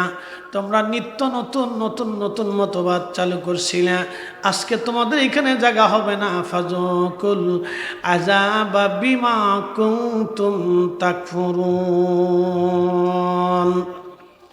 আজকে তোমরা জাহান্নামে চলে যাও। আল্লাহর নবী বলতেছেন, আমার উম্মত, সহিহ মুসলিমের ভিতরে এসেছে, হাউজে কাউসার মেহেশ্বরের মাঠে দীপ্তমান হবে। হাউজে কাউসার একটা নদীর নাম, একটা কুয়ার নাম, কিন্তু হাউজে কাউসার না। আপনারা ভাইবেন না বুঝি এটা একটা কুয়া, না না, কুয়া না, এটা একটা নদী। এই নদীটা থাকবে জান্নাতের ভিতরে। হাসরের ময়দানে জান্নাত থেকে নদীটা আল্লাহ প্রবাহিত করবেন হাসরের মাঠে। এই নদীর পানি ছাড়া আর কোনো পানি থাকবে না। এই নদীর দুই ধার স্বর্ণ দিয়ে নির্মিত হবে। এই নদীর নিচটা মণি মুক্তা দিয়ে গাঁথা হবে। আর এই নদীর পানির পেয়ালাগুলি থাকবে আকাশের যত পরিমাণ নক্ষত্র, এই পেয়ালাগুলি হবে তত পরিমাণ। আকাশের নক্ষত্র তুল্য পরিমাণ এই পেয়ালা থাকবে নদীর দুই পাশে। এই নদীর পানি একবার যে পান করবে, জান্নাতে যাওয়ার আগ পর্যন্ত তার পানির কথা আর মনে থাকবে না। একবার জোরে বলা যাবে কি আল্লাহু আকবার? জান্নাতে যাওয়া পর্যন্ত আর পানির কথা তার মনে থাকবে না। জান্নাতে যাওয়ার আগ পর্যন্ত পানির কথা মনে থাকবে না, পানির কথা তার মনে থাকবে না। পানি হবে দুধের চাইতে সাদা, মধুর চাইতে মিষ্টি, এত চমৎকার পানি। আর এই পানির ভিতর থেকে ভাইজান মিশকা আম্বরের ঘেরান আসবে, এতই চমৎকার ঘেরান আসবে পানির ভিতর থেকে। আল্লাহ নবী বললেন, আকাশের নক্ষত্র যত, এই নদীর পেয়ালা থাকবে তত। আমি আমার উম্মতদেরকে ডেকে ডেকে এনে এনে এক পেয়ালা করে হাউজে কাউসারের পানি পান করায় দিব। আমি আমার উম্মতকে ডেকে ডেকে হাউজে কাউসারের পানি পান করাবো। মাঝখানে আর এক দল উম্মত দৌড়ায় দৌড়ে আসবে। তখন ফেরেশতারা মাঝখান থেকে পর্দা ফেলে দেবে, ব্যারিকেড দিয়ে দিবে। ব্যারিকেড যখন দেবে তখন আমি বলবো, উম্মতি উম্মতি, তারা আমার উম্মত, আমার উম্মত, আমার উম্মত। তখন আমার নবী বলবেন, আমার উম্মত, আমার উম্মত। তখন ফেরেশতারা বলবে, হে আমার ইয়া রাসূলুল্লাহ, আপনার ইন্তেকালের পরে এরা নিত্য নতুন মতবাদ চালু করেছিল, নতুন নতুন আকীদা প্রতিষ্ঠিত করেছিল ইয়া রাসূলুল্লাহ, নিত্য নতুন নতুন নতুন মতবাদ আকীদা প্রতিষ্ঠিত করেছিল ইয়া নবী আল্লাহ। আল্লাহর নবী বলবেন, সুকান সুকান, দূর হয়ে যা, দূর হয়ে যা বেদাতির দল, লিমান গায়রা বাদি। আমার ইন্তেকালের পরে নতুন নতুন মতবাদ চালু করেছিলে, আজকে তোদের নসিবে হাউজে কাউসার হবে না। এই জন্য আহলে সুন্নাত ওয়াল জামাতের আকীদা ছাড়া যা আছে সব বেদাতি বেদাতি বেদাতি বেদাতি। কথা কন না কেন? আহলে সুন্নাত ওয়াল জামাতের আকীদা ছাড়া যা আছে সব বেদাতি। এটা আমার বক্তব্য না, এটা আল্লাহ রাসূল বলছেন যে আমার উম্মতের মধ্যে ৭৩টা দল হবে, ইল্লা মিল্লাত ওয়াহিদ, একটা দল বেহেশতে যাবে। বাদ বাকি সব দল জাহান্নামে যাবে। ফাজুকুল আযাব বিমা কুনতুম তাকফুরুন, আল্লাহ কোরআনে বলছেন। আকাশ ভেঙে যাবে, পৃথিবী পুড়ে যাবে, সাগর শুকাবে। লা তাবদীলা কালিমাতিল্লাহ, আল্লাহর কালামের কোনো পরিবর্তন নাই। যা বলছেন ওটাই ঠিক। এখন মানা না মানা আপনার, হাসরও আপনার, কবরও আপনার, আখিরাত আপনার, ওটা আমার না। আপনার জবাব আপনি দিবেন, আমারটা আমি দিব। প্রস্তুতি নিয়ে কবরে যান, আজকেও হতে পারে, কালকেও হতে পারে। কথা ঠিক আছে না? কবর আজকে মৃত্যু হতে পারে, কালকে হতে পারে। কবর আজকে মারা গেলে কালকে হয়ে যাবে, কালকে মারা গেলে পরশুদিন হয়ে যাবে, সকালে মারা গেলে বিকেলে সন্ধ্যার আগে কবরে দিয়ে দিবে আপনাকে, চিরাচরিত। আপনি এখন মারা যান, কালকে সকালের ভিতরে, জোহরের ভিতরে আপনার দাফন কাফন হবে, আপনাকে কবরে পাঠানো হবে জোহরের আগেই। যত দ্রুত সম্ভব সবাই আপনাকে কবরে দিয়ে দিবে, কিন্তু আপনি যে কি হবেন কবরে এই চিন্তা কেউ করবে না, দিয়ে দিবে। এই জন্য দুনিয়ার থেকে বুঝে যেতে হয়, নিজের প্রস্তুতি নিজেকে নিয়ে যেতে হয়। ভাই আমার কেউ কারো প্রস্তুতি নিয়ে যাবে না, আপনারটা আমি দেব না, আমারটা আপনি দেবেন না। এই জন্য আল্লাহ রাসূল বলেছেন, হাউজে কাউসারের পানি পেতে হলে বিশুদ্ধ আকীদা নিয়ে আমি এবং আমার সাহাবে কেরাম যেই পথে মতে, সেই সাহাবীদের পথ, আউলিয়া কেরামগণের পথ, ইহদিনা সিরাতাল মুস্তাকিম সিরাতাল্লাযীনা আনআমতা আলাইহিম, চালাও সে পথে যে পথে তোমার প্রিয়জন গেছেন চলি। এই পথ হচ্ছে ইহদিনা সিরাতাল মুস্তাকিম। চলে যেতে হবে কবরে, ফিরে যাব আল্লাহর কাছে, মেহেশরে আল্লাহর আদালতের সামনে দাঁড়াইতে হবে সবাইকে। জিন্দেগি তো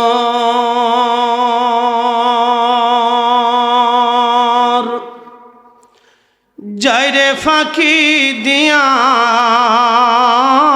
রে সোনার আদম, জিন্দেগি তোর যাই ফাঁকি দিয়া। ও আদম রে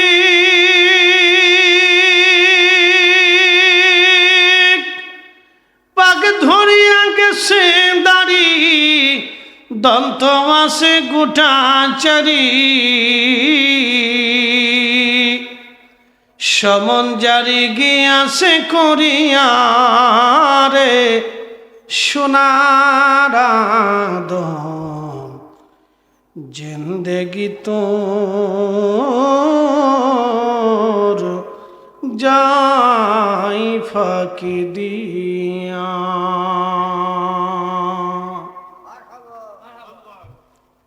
প্রিয় উপস্থিতি, আমাদের সবাইকে ফিরে যেতে হবে আল্লাহর কাছে। এই জন্য আহলে সুন্নাতুল জামাতের পথে মতে যেন আল্লাহ কবুল করুন, বলেন আমিন।